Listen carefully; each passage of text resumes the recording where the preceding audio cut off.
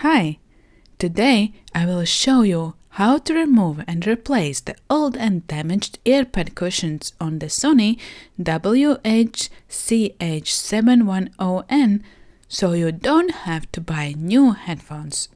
Worn out earpads not only look bad and smears your face, but also negatively affects sound quality. To remove the earpad cushions, grab the edge and simply pull them off. The earpads stay attached to the headphone frame using a groove. Once both earpads are removed, take your new replacement earpad cushions.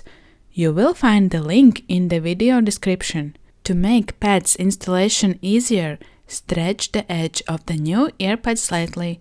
Then insert as much of edge as possible into the headphone groove. Hold the already inserted part with one hand and use the other hand to gradually tuck in the rest of the earpad edge.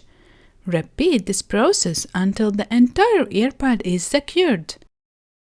Do the same for other earpad.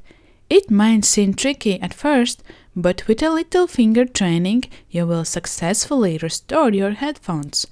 I love how with a small budget we have brought my headphones back to life, and they look like new. Thanks and good luck, my friend.